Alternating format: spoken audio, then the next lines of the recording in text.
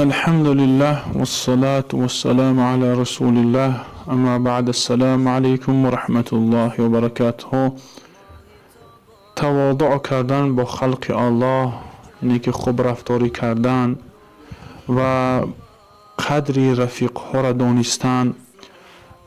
اگر هرچند او انسان با قدرم باشد، احترام زیاد داشته باشد، باید حق رفیقای خودش را پایمال نکند.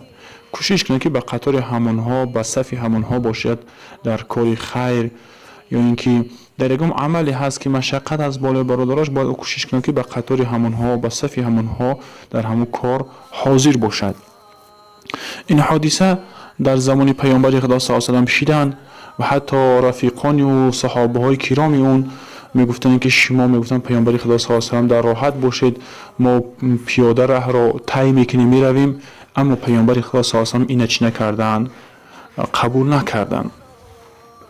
اینجا میفرماید از حضرت عبدالله ابن مسعود رضی الله عنه قال كنا يوم بدر كل ثلاث على بعير فكان ابو لبابة وعلي بن ابي طالب زميلي رسول الله صلى الله عليه وسلم قال فكانت إذا جاءت عقبة رسول الله صلى الله عليه وسلم قال نحن نمشي عنك قال ما أنتم بأقوى مني وما أنا بأغنى عن الأجر منكما. روایت در شرح سنت آمده. حضرت عبدالله ابن مسعود میفرماید رضی الله عنه که بدیم روز بدر غزوه بدر، وقتی که جنگ بدر می رفتیم، هر یک 3 نفر بر یک شتر تغری می گرفت.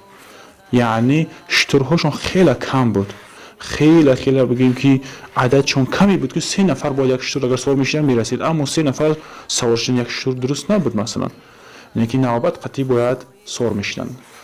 فکان ابو لبابه و حضرت ابو لبابه و علی ابن ابی طالب بگیم زمیله رسول صلی الله علیه و سلم، یعنی که امره بگیم شریک بدن در همون یک شتر که باید نبی صلی الله علیه و سلم و ابو لبابه و علی ابن علی رضی الله عنه باید در یک شتر سوار میشدن به نوبت.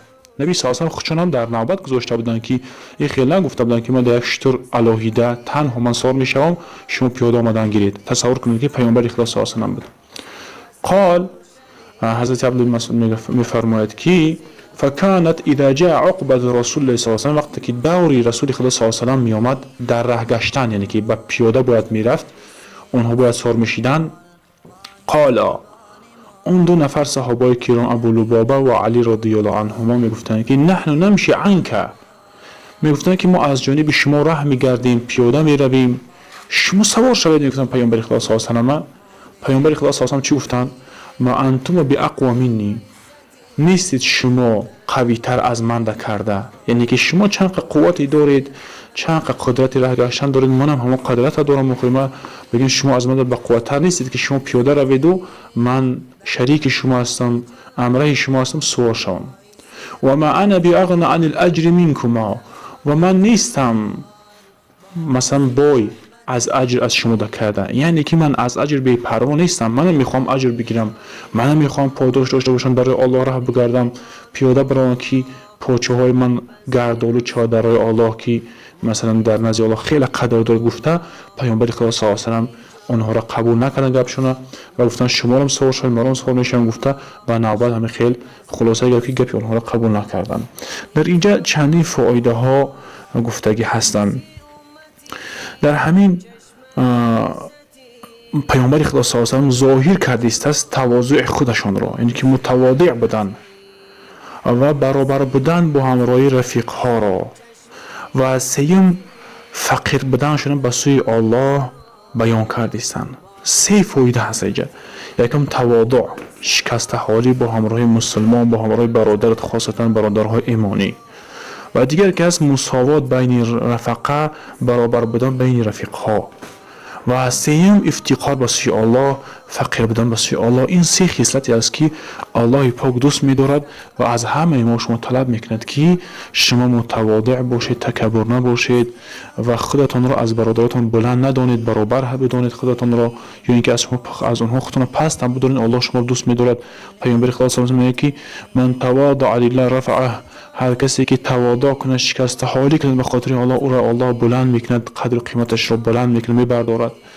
و دیگر که هست فقیر بودنشون به سوی الله بیان کردیسن. یکی از صفت ها، یکی از عادت هایی است که الله دوست می‌دارد این انسان فقیر بودنش به سوی الله چی کند، بیان کند و آشکار کند. الله بسیار این بنده را دوست می‌دارد. از جمله در دعا کردن همین صفت پیدا میشده است.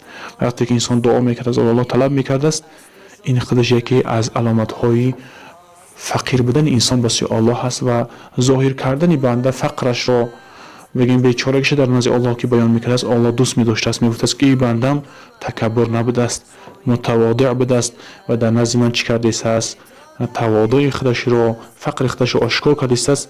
الله دوست می‌دارد و او را چی میکند، دعاش را قبول میکند. والله اعلم و علم. السلام علیکم و رحمت الله و برکاته.